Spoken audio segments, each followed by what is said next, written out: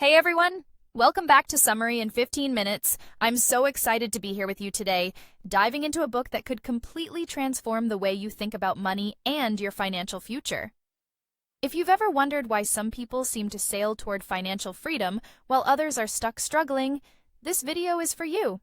Today, we're breaking down The Simple Path to Wealth by J.L. Collins, a practical, no-nonsense guide that lays out a clear roadmap to building and maintaining wealth. So grab a notebook, get comfy, and let's explore some life-changing insights together. Trust me, you'll want to stick around until the end. These tips could be the key to unlocking the financial life you've always dreamed of. Let's start with the heart of this book. J.L. Collins didn't write The Simple Path to Wealth to become a bestseller or to impress Wall Street. He wrote it for his daughter. When she came home from college, Collins sat her down and asked, "Do you know how to manage your money? It's a big deal in life." Her response was honest and relatable. "Dad, I get that money's important, but I've got other things on my mind. I don't want to be obsessed with it all the time." That moment was a wake-up call for Collins. He realized he needed to distill his years of financial wisdom into something his daughter could rely on, even when he wasn't around to guide her. So he poured his knowledge into this book, creating a guide that's not just for his daughter, but for anyone who wants to achieve financial independence without getting bogged down in complexity. What makes this book so special? It's not about chasing get-rich-quick schemes or mastering complicated investment strategies. Collins offers a straightforward, actionable plan that anyone can follow, whether you're just starting your career, raising a family, or planning for retirement.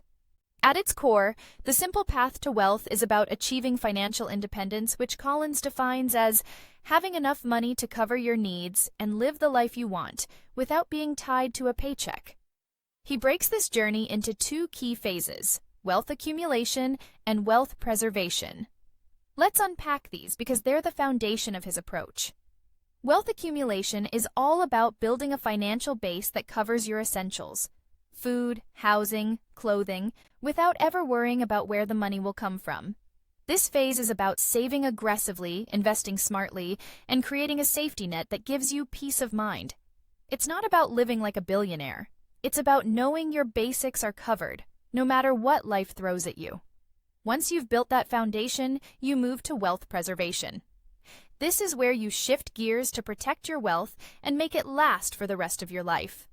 The goal here is to withdraw just enough each year to live comfortably while ensuring your money continues to grow and support you indefinitely. It's a simple concept, but executing it takes discipline and strategy, which Collins lays out beautifully. So, why has The Simple Path to Wealth become such a hit? It's because Collins speaks to regular people, not just finance nerds. His advice is clear, practical, and grounded in real-life experience. He doesn't overwhelm you with jargon or expect you to be a stock market wizard. Instead, he offers a roadmap that feels achievable, whether you're earning a modest salary or managing a bigger income. Let's dive into some of his best lessons and see how you can apply them to take control of your financial future. First, let's talk about why financial literacy is non-negotiable. In today's world, spending money is the easiest thing to do. A quick swipe of your card, a tap on your phone, and poof, your cash is gone. Earning money, on the other hand, that's a grind. If you don't learn how to manage your money, you risk becoming its servant, always chasing the next dollar to cover bills or pay off debts. You might be thinking, "I'm young, I've got plenty of time to figure this out, or I'm doing okay financially right now." But here's the reality. Financial problems don't send a save-the-date card. They can hit you out of nowhere. A job loss, a medical emergency, or an unexpected expense. The longer you delay learning about money, the more vulnerable you are to life's curveballs. Plus, let's be real. In today's world, everyone's after your money, from flashy ads to sneaky fees. Collins' book is like a masterclass in building a financial shield to protect yourself and thrive. To drive this home, Collins shares a powerful story about a monk and a minister, childhood friends who grew up to live very different lives. The minister became a wealthy advisor to a king, draped in fine clothes and dining on gourmet meals. Years later, he reunited with the monk, who was thin, dressed in simple rags, and living a minimalist life. Feeling sorry for his friend, the minister said, "If you learn to serve the king, you could live in luxury like me, instead of scraping by." The monk just smiled and replied, "And if you learn to be happy with simple things, you wouldn't need to serve anyone." This story hit me hard. It's a reminder that true wealth isn't about accumulating stuff or chasing status. It's about freedom, contentment, and living life on your terms. Collins sees himself as the monk, not obsessed with luxury, but focused on having enough to live comfortably and independently. Collins' own life mirrors this philosophy. He didn't start out wealthy, and his journey wasn't a straight line to success. He faced plenty of setbacks, job losses, investment mistakes, and even a period when both he and his wife were unemployed. But every challenge taught him something. He learned from his failures, adjusted his approach, and kept moving forward. Over time, he built enough wealth to support his family and retire early, not because he chased extravagant dreams, but because he made smart, intentional choices. His story is inspiring because it's relatable. Collins isn't a Wall Street tycoon. He's a regular guy who figured out how to make money work for him. And he's passing that wisdom on to us. Let's get into one of the book's biggest lessons. Debt is your enemy. When Collins graduated college, he got his first credit card and felt like he'd hit the jackpot. Swiping it was thrilling. New clothes, dinners out, no limits. But then the bill arrived. $3,000, with a minimum payment of just $100. He thought, "This is amazing. I can keep shopping and only pay a fraction." But his father's warning rang in his ears. If it seems too good to be true, it probably is. Banks love to hook you with low minimum payments, but they don't advertise the interest piling up on the unpaid balance. That $2,900 Collins didn't pay? It was growing, quietly eating away at his income. Debt is a massive issue today. Credit cards, student loans, car loans, mortgages. It's so common that being in debt feels normal. But Collins is blunt. Debt is a trap that keeps you from financial freedom. It lets you buy things you can't afford, but you're paying with money you don't have, plus interest that compounds over time. Beyond the financial cost, debt carries a psychological weight. Constantly worrying about bills or how to make payments can leave you stressed and overwhelmed. If you want to break free, you've got to tackle debt head-on. If you're already in debt, don't panic. Collins has a clear plan to get you out. Step 1. List all your debts, including the interest rates. Step 2. Cut unnecessary expenses. Do you really need that daily coffee shop latte when you can brew at home? That $5 a day adds up to $150 a month you could put toward debt. Step 3. Rank your debts by interest rate, from highest to lowest. Pay the minimum on all debts, then throw every extra dollar at the one with the highest rate. Step 4.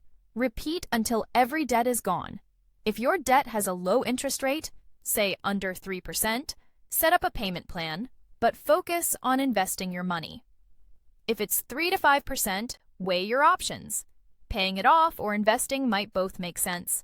If it's 5% or higher, prioritize paying it down fast. This approach requires discipline, but it's a proven way to reclaim your financial freedom. Imagine the relief of being debt-free. Every dollar you earn is yours to keep or invest. Now, let's talk about one of my favorite concepts from the book. FU money. FU money is your financial superpower, the savings that give you the freedom to walk away from anything that doesn't serve you. Collins learned this early in his career. As a young professional, he saved enough to quit his job and travel Europe for 6 weeks, even when his boss refused to grant him leave. He didn't beg or compromise. He had enough FU money to say, "I'm out," and chase his passion for travel. That nest egg gave him the courage to take risks and live life on his terms. Later, he invested his FU money, kept his expenses low, and built enough wealth to retire early. FU money isn't about being reckless or flashy. It's about having options and security. Building FU money starts with a mindset shift. Look at every dollar you spend and ask, is this worth it? Instead of blowing $50 on a night out, could you save it or invest it? Collins lived simply, avoiding the trap of lifestyle inflation, where every raise leads to more spending. To build your own FU money, Save aggressively, keep your expenses low, and invest the rest. It's not about depriving yourself. It's about prioritizing freedom over fleeting pleasures. Imagine having enough savings to quit a toxic job, start a business, or take a year off to travel. That's the power of FU money. Speaking of investing, let's explore how Colin suggests making your money grow. He's a huge advocate for index funds, which let you buy a small piece of every stock in a market index, like the Vanguard Total Stock Market Index, VTSAX. Why index funds? Because picking individual stocks is like playing the lottery. Even professionals struggle to beat the market consistently. By investing in an index fund, you're betting on the overall growth of the economy, which has historically trended upward. Collins started investing $10,000 in VTSAX in 1975.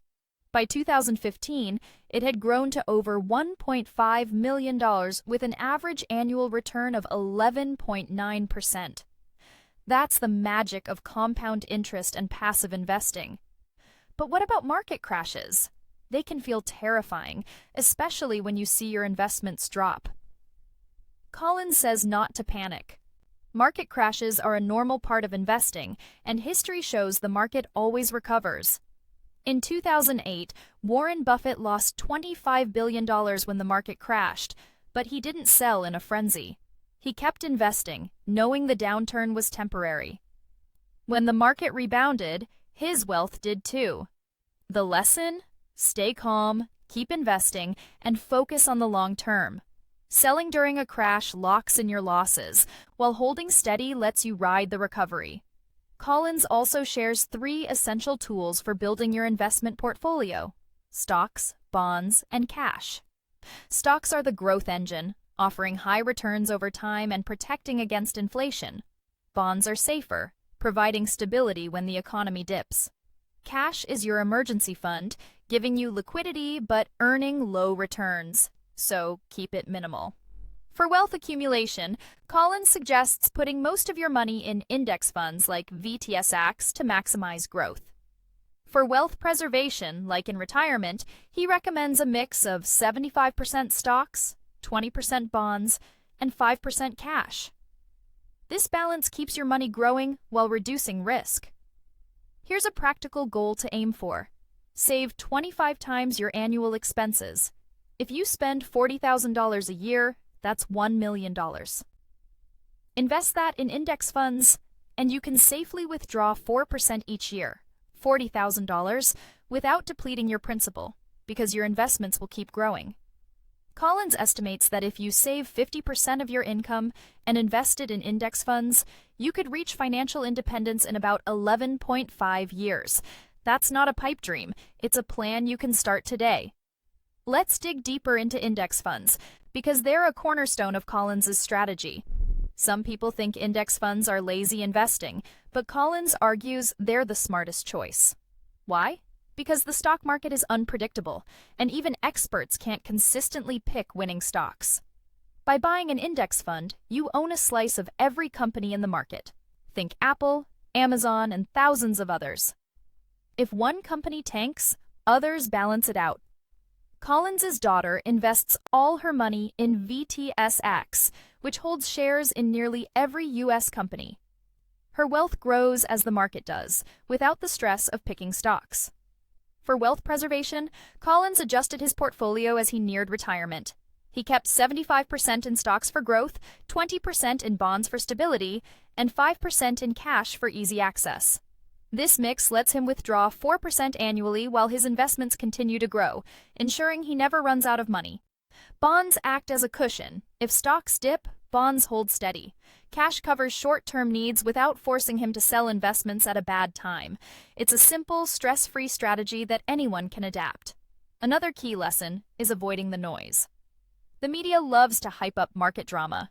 Crashes, booms, predictions. Collins says to tune it out. Focus on the fundamentals. Invest consistently, diversify, and think long-term. Trying to time the market, buying low, selling high, is a losing game. Instead, invest regularly, even when the market's down. Those down moments are like a sale. Stocks are cheaper, so you get more for your money. Over time, the market's upward trend smooths out the bumps. Let's address a common fear: losing money in the market. Losses are part of investing, but Collins offers ways to minimize them. First, forget about finding the perfect time to invest.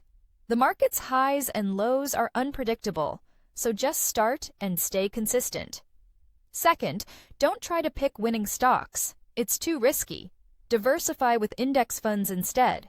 Third, ignore the foam, the media hype and rumors, and focus on the beer, the core market fundamentals.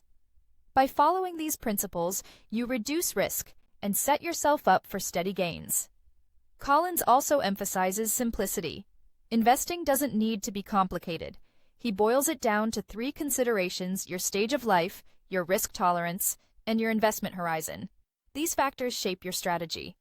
A young person might go heavy on stocks for growth, while someone nearing retirement might add more bonds for safety. There's no one-size-fits-all, but answering these questions helps you build a portfolio that fits your goals. Finally, let's wrap up with the big takeaways from the simple path to wealth. First, live simply. Channel the monk's contentment, not the minister's luxury. Second, eliminate debt. It's the biggest barrier to financial freedom. Third, rethink money. It's a tool to build wealth, not just spend. Fourth, embrace the stock market's ups and downs. Patience pays off. Fifth, use simple tools: stocks, bonds, cash, and lean on index funds for growth. Sixth, build FU money for freedom and security. Seventh, allocate wisely: 75% stocks, 20% bonds, 5% cash is a solid framework. And eighth, aim for 25 times your annual expenses, then withdraw 4% yearly for a sustainable income. Thank you so much for joining me on this deep dive into the simple path to wealth. I hope you're fired up to take charge of your financial future. If this summary inspired you, hit that subscribe button for more 15-minute breakdowns packed with insights. Like, share, and drop a comment. What's one financial goal you're setting after watching this? Achieving financial independence takes discipline, patience, and smart choices. But with Collins' roadmap, you've got everything you need to start. Until next time, stay savvy, keep learning, and chase the life you deserve.